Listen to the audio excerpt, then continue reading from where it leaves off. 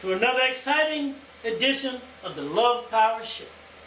And in the interest of time, we're going to go right into our show because we have an interesting special guest in the studio with us today. And that is Miss Shay. And Miss Shay, with us we have Omar Baruti, Talut, El-Amin, and as usual, yours truly, your humble host and moderator, Wallace Reed. And thank you all for coming and being here. And Shay,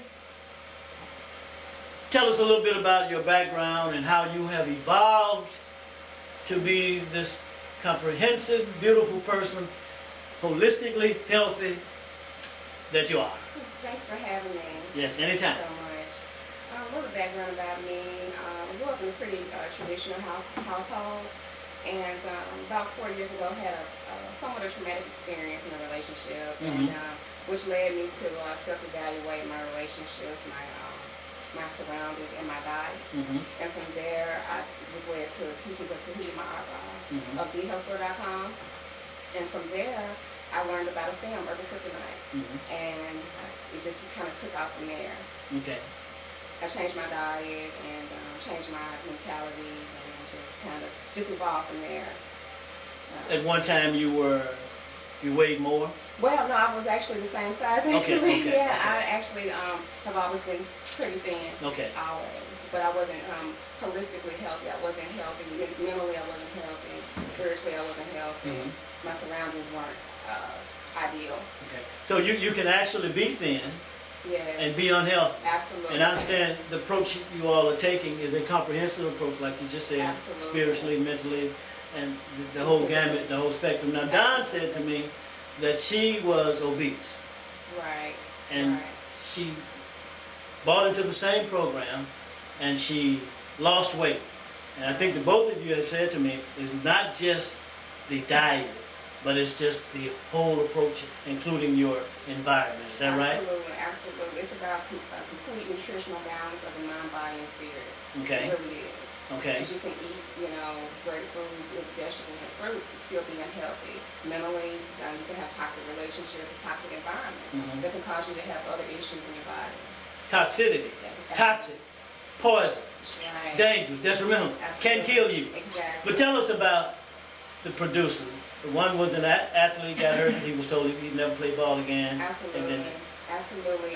They didn't actually. The book was the film is based off the book Urban Kryptonite, and he was playing professional basketball, and he was injured and was told he'd never play again, which led him to change his diet, his lifestyle, and from there, the book Urban Kryptonite was birthed, and that's.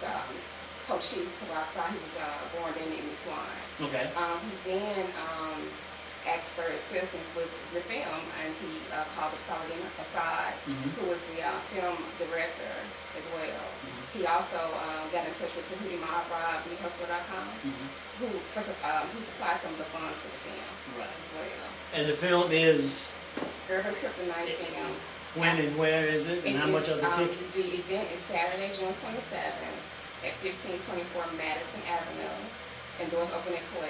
The film starts at 1 o'clock. Now, how close is it to the other place where we do all the spoken word stuff?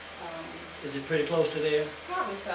Where Branson? Not Branson, the other one, where Fat Mac does his work. On Marshall Art Avenue? Yeah, that's it. That's it. How close is it? Not even 10 minutes from downtown. Okay. Less than 10 minutes from downtown Memphis. Okay. Yeah, I'm here. I see a lot on Madison. I've actually gone to a fashion show. I was at Fat Mac's event, which I thoroughly enjoyed both events. So Madison is producing a lot of venues, a lot of events. Absolutely. So, how much are the tickets? The tickets are $15 in advance, $20 at the door. Students get in half price with a valid ID, valid college ID. Is the book on sale as well? Absolutely. We'll have a table where we sell the DVD, t-shirts, keychains, books, all the good stuff. You're gonna have speakers, spoken word. Absolutely. We're gonna have speakers. We're gonna have Coach Cheese to Rockside, who produced the film. Okay. We're gonna have a special appearance by the director, Saladin Assad, and our headliner is Talut, who's a herbalist.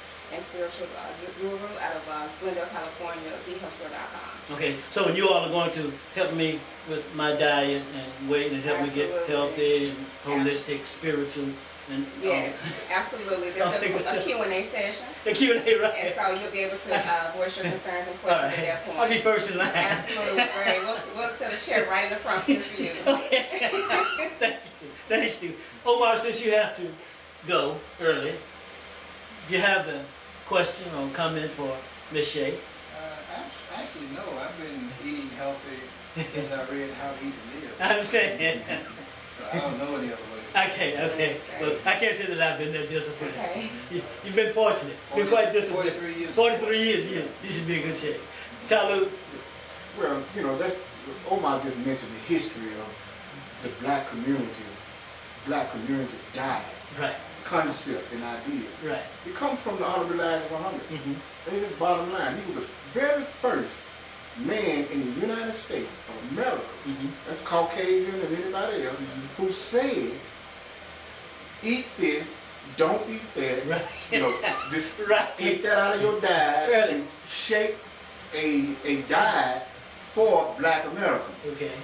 Now, it's everywhere, okay? But sometimes we have to give thought to history. Yes. And how we attain or how we achieve our goal of eating healthy and right and eating right. Yes. Okay. And it comes from Dr. Elijah Muhammad. It, like Omar said, how to eat to live. Okay. And now we have to think a second round of thought. And the second round of thought is like most other ethnic groups. They have a food staple that's healthy for them, that calls them to develop and grow. Black Americans don't have that. We still eating slave food. Yes. We've not given up the slave diet. We're still eating foods that put on too much fat, okay? And we don't have an outlet anymore like the slaves had to get out in those fields and work from sun up to sundown and burn that fat off, okay? We can't do that anymore. So we're eating the same identical diet as the diet that the Caucasians gave Black Americans during the slavery in the southern states. It hadn't changed. Right. On holidays, we eat slave food.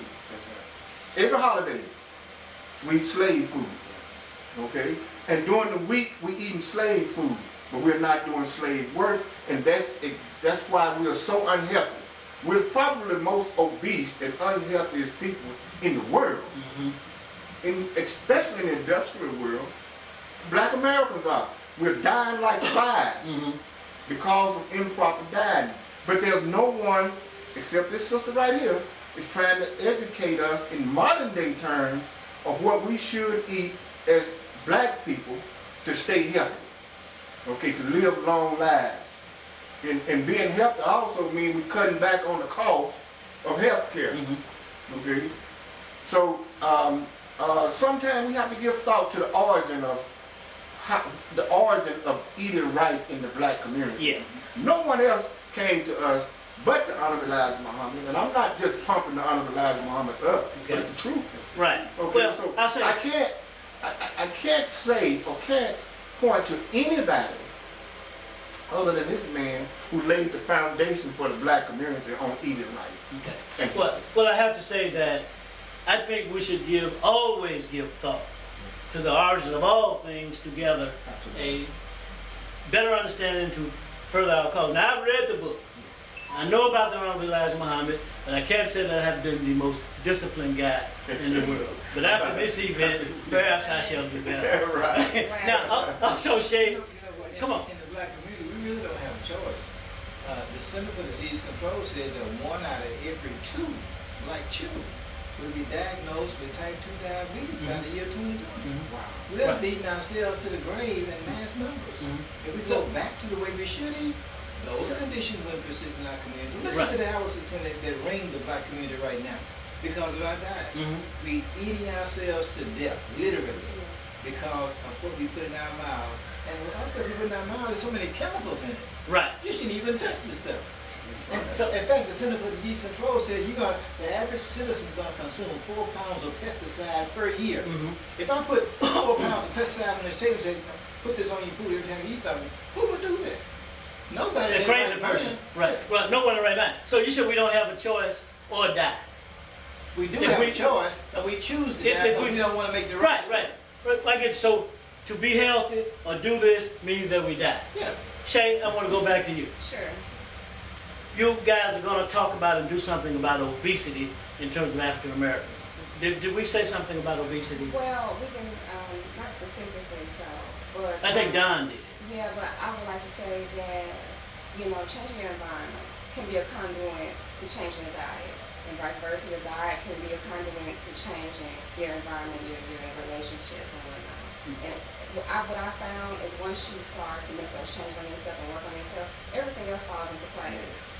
Everything falls into place. I had, a few health concerns a few years ago, and just eliminated those things just by the diet. And taking herbs and changing my lifestyle, my thoughts, my mentality. And just kind of corrected some things that I didn't even really, think they were issues, but they were issues. Okay. Now, did I hear you say that one of the factors involved in your change was an unhealthy relationship? Absolutely, absolutely. Now, are you guys going to be talking about relationships at some point? Yes, absolutely. The book talks about relationships. The film does talk Okay. about relationships. Our speaker may touch on relationships to Rudy Ma'ara. He Okay. has several articles on his website, dhustler.com, about relationships. So I think we've all said it's rather simple, and that is putting certain things in your body and not putting other things in your body that you know are going to kill you. Can you tell us a couple of things about, if you don't mind, this may be too private, get too much into your life, health concerns that you had, that you were concerned about, and then we'll go. Well, yeah, I don't mind. One of them was a potential wound issue. Black women, we suffered from a lot of wound issues, fibroid tumors, awful cycles, and those are one of the things that I had an issue with. Okay. And when I tell you this, I mean, I don't have that problem anymore. Okay. I don't have the problem anymore at Okay. all. At all. Okay. That's one of the issues. Is that the only one you want to tell us about? I would like to talk about anxiety. I do have anxiety, yes, anxiety. That was one of the things I suffered with anxiety. Right. And your approach corrected this. Absolutely. The way you dealt with it, including your diet. Absolutely. And our environments are toxic, they are stressful. Let me just add this, Dr. Talut. My mother, when I was 11 years old, she died from one of those warm issues. Yes. Talut. I want to add that the corporations of America, especially the chemical industry, the agro industry, and the food distribution industry, they all use the black community across the United States as garbage cans. Okay, garbage cans, and if you want to, and for more directly, a hog trough. Yes. Okay, they have no concern about the stability of our health. Zero concern, and in fact, most doctors cannot tell you what and what not to eat for your health, because they can be sued by these big corporations, right, and lose their license. So they can't say this chemical is not good for you or that one is not right. good. Many of those doctors who do that sort of go underground. Okay, but the bottom line is we have to get away from the idea that if the corporations put it on the market, it must be edible. Right. That's an illusion. Right. It's not edible. Right. See, there's no control. There is no one to turn to. We think we can turn to CDC, but that's not what they're about. We think we can turn to this association or that association, but this is a capitalist society. In a capitalist society, the number one principle, buyer beware. Okay, the number one principle. So when you go into one of these fast food restaurants and get some of those chemical-laced French fries that you said taste so good, the reason they taste so good because they have on stuff the label, to make them taste good. Yeah, on the label. I suspect that there are like addictive elements in some They're of this very stuff. addictive. That's what I Very suspect. addictive. And many of these doctors are ill themselves. Many of them. Many of them. I think Just- most of them. Look, Most of them. look, I've not done. Doctors don't live as long as they pay. Right, right. Now I've not done the research, but some of these cats have bad feet, Some of these cats are overweight. I mean, just And they have just cancer and fundamentally. other diseases as well, high blood pressure. Absolutely. They have anxiety. They have a whole host of diseases on them because they have bought into the same capitalist environment. Do we have a caller? Yes, sir. Come on in, caller. Caller, go ahead, caller, you on there. Yes, how you doing, guys? Fantastic. This is Dr. Alsabrook. Yes, sir. You're right on time because we're about to transition to Charleston, Carolina. Say something about it. Yeah, I was trying to, I heard y'all talking about the diet. Say something about that too. Yeah, well, one thing in particular, a lot of things we eat is not natural, like some of the high fructose corn syrup. That's made in the laboratory. That's a substitute for sugar. They've been in all the soda. Okay, very good. And that stuff that causes all types of anything that is not natural. I don't know what to do with it. I understand. It causes all kinds of high blood pressure. It causes diabetes. And there's a proven fact. And if you look at high fructose corn syrup, how it's come about, it took off the sugar. Most things, I think it had sugar in those drinks. 72 on back and 72 on forward. They use this high fructose corn syrup, and that's when all these diseases start escalating in the black community. And every community really drink this particular, well, they all drink crops almost, but don't know about the high fructose corn syrup. Yeah, Doc, and we've noticed a change in the behavior too when people, especially children, consume some of this stuff. Now, Doc, let me ask you this. I have Omar Baruti here. Did you tell me that you go to Mosque 55? Yeah. Well, I haven't been there in a while, but that's You've been there before. That's why I learned everything. Okay. Is that where you go, Omar? Mosque 55? It's South Haven, but it's all connected. It's all connected. It's all connected, right? So, Doc, tell us about the event. Give us a brief perspective. Then we're going to go to Omar because he has to go early. About Charleston, South Carolina. But hold on 1 second. Hold on, Doc. Stay right there.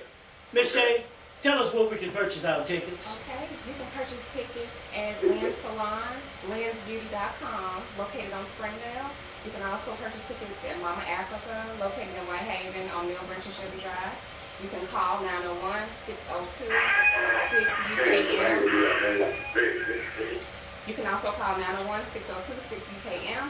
And finally, you can go to urbankryptonitefilms.com. That's urbankryptonitefilms.com to purchase your tickets. You're on the phone? Okay. All right, thank you, Shay. Doc, are you still with us?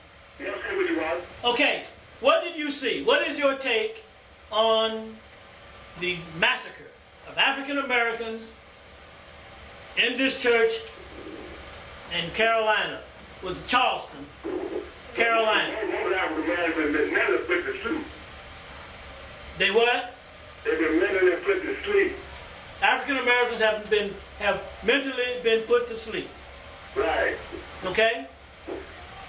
Because they still doing the same thing they were doing back in the old days, they called it. Eat the wrong food. I was eating the wrong food, listen to the wrong garbage. Okay, you say African Americans been put to sleep, and one of the things you just said has to do with media/propaganda. Right. Omar, Doc Alsabrook has just said that African Americans, most African Americans, have been put to sleep. Right. Let's suffice it to say that this has to do with media propaganda promoted by white supremacy. Omar? We should ask ourselves what it would cause the effect of anything. What's the effect? We already know what the effect of having people going to the library once a week, going to the zoo once a week. And then all of a sudden say you can go to the library you want to. You go to the zoo you want to. You find out that black people don't go to. When they go to the library, they don't really read no books. Yeah, I see them in their sleep, sucking up air. But we've got to change that, Doc. Hey, Doc, we've got to change that. It's our job to come back, offer pushback, and fight back. Let's go to Omar. Omar, what's your take on it? You know, the devil does not change. When he was created, the devil, he gonna die, devil. He just don't change. and for us to believe there's some good and evil, then there's something wrong with us. That's why I like the Nation of Islam. We check everybody coming through the door. That's what Doc said earlier on the phone. You must check You get everybody. searched. Yeah, you're going to get You searched. get shook down. Yes, you are. And we also not just... And if you pull up something, you're gonna get beat down. No, You're not gonna get beat down? not necessarily. Not necessarily. Yeah. What it might gets happen? taken. Taken? It gets taken. Yeah. It gets taken. Okay. But it's Okay. not just a check for weapons, it's also a check for attitudes and spirits at that door. Okay. You come in there with the wrong attitude and spirit, you may not be able to come in. You're going to be turned around. Okay. Now, Omar, he said African Americans have been put to sleep. Here's the question: why didn't someone rush that food? Let me add to that. This guy changed, according to the news, this is what white folks say, reloaded 5 times. Is that a sign of having been practicing and knowing what you've done? Third part of this question: where has he gotten his teaching from? Let us speculate. Finish up, Omar. You know, white people. You have another one of those? That's the only one you have? This is the morning's commercial. Okay. On the viewpoint section, on the first page of the viewpoint section, here's a 9-year-old child with an assault rifle, marching down the street with his dad in a city where they allow them to have open gun permits. So they're teaching their children at an early age how to use a gun. We don't do that. We need to be doing the same thing they're doing, except the father's absent from the home, so he can't bring the boy into manhood because he ain't there. Okay. And oftentimes he didn't get brought to manhood the proper way. Okay. But if you're going to have guns in this country, and there are over 300 million of them according to that article, then we need to learn how to use those guns. Okay, here's what it says, and I read. Landon McKenzie, 7, of Scotts, Michigan, walked with his father, Sean, and brother Joe during an open carry gun rally in March and April in downtown Lansing, Michigan. Carrying a gun is a way of life for hundreds of thousands of Michigan residents, partly conditioned by the idea that crime could happen anytime, any place. This is what this article said, like you said, according to this article. I want to go to Talut. And I hope you have time to stay for one more question, Omar. Talut, white people, white supremacists, are having a very different conversation about guns than African Americans. Why is it that African Americans seem to never be prepared? Why is it African Americans seem to be off guard, caught off guard? And one more thing, the guy, Jimmy Johnson or Wilson or whatever his name is, you see him on CNN, talking about the event, white guy, so-called white guy, said he called his wife, whatever her name was, Bridget, whatever her name was, where's your gun? Is it loaded? Sean Hannity, on his show, talking to a minister, a white minister, who's packing in his congregation when he preaches every Sunday and saying, if you raise up, he's going to gun you down. That's a different conversation than what we're having. I say that is legal. I know I'm compounding upon you, but I think you're not. It's about 4 questions. Should we join that discussion and start talking to African Americans about gun safety, gun practicing, gun whatever, self-defense, protecting yourself and your family and your loved one? Go ahead, Talut. Well, actually, we have to go to the root of the idea, okay, the root of our mentality as it applies to guns. In the 1800s, the Caucasian enslavers, they forbid black people to have guns, okay? And they would attack and kill and take your gun in those days. And it was the white man who had the responsibility of protecting the black man and his family. So that mentality hadn't gone anywhere. Most black people believe that somebody else somewhere is going to protect them. Be it government, be it the police, or somebody else. Be somebody come down from the sky that's going to protect them. Okay, so we don't have that mentality of self-preservation. We don't have that mind that if I'm threatened, then I need to do something to protect myself, especially from white people. And the white man, in that same cycle, he expects you to give your life up when he comes forward. He expects you not to do nothing but just get killed. That's what I'm saying. if you resist, then you have shattered his philosophy about you. You understand what I'm saying? Oh, absolutely. Yeah. So the thing is, we have a psyche that is really not human. We living every day and acting normal, but we don't have a human mind yet. We have a child mind, so to speak, but it's not humanly developed. Not fully developed. No. That's why they put the CD out called Arrested Development.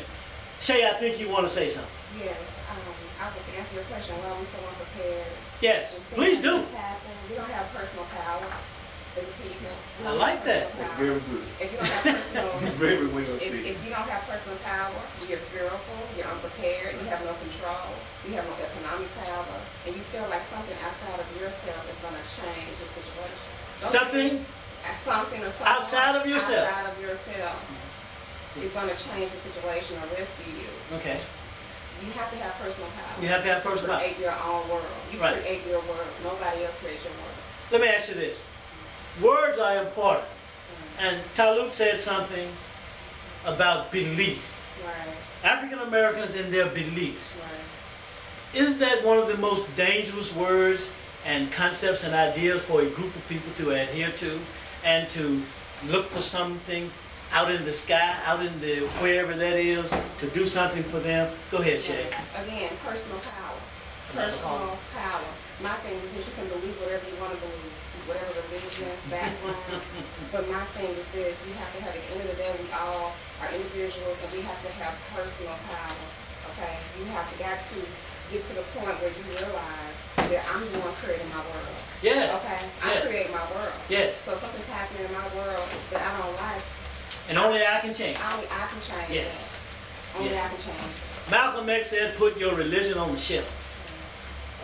Dr. King said, if we don't get what we want in the next few days, we will withdraw our economic support. And he was assassinated not long after that. Omar, say something profound before you go. Which is always. Always, right. You know what? We have got to stop being religious idiots. Yes. Loving everybody. This man didn't even ask for forgiveness. You already trying to forgive him. Mm-hmm. God is not going to forgive him. Mm-hmm. God killed his enemies. Don't you understand? Mm-hmm. And when God killed evil people, it's justified. Mm-hmm. Hell, we should have killed him. He should have never been brought in. Okay. Save the state all that money for putting them on trial and trying to find them mentally incompetent to stand trial. Mm-hmm. Something wrong with our thinking. We got to get Something the slave is wrong thinking with our out of thinking. us Right. and go get the freed man thinking back in us. Right, and it's our job and responsibility to reverse this detrimental, dangerous course. But Now, take the religion that they gave us and put it in the river. okay, And get in the the one we river. halfway before they brought it. Because- One reason they couldn't do anything about that is because of the religion. Yes. See, But- you got a Caucasian on the wall Yes. that you're calling Jesus, which is far from that, okay, nowhere near it, and being the son of God, then God must be white. So when a white man walks into a church, black people automatically surrender their lives. Yeah. Yes. Do we have a caller on the line? Absolutely. Hold on for a second. It sounds like Jeffrey. Hold on. I'm coming right to you. Jeffrey Wilder got you right there. Karl Marx said that religion is the opiate of the people.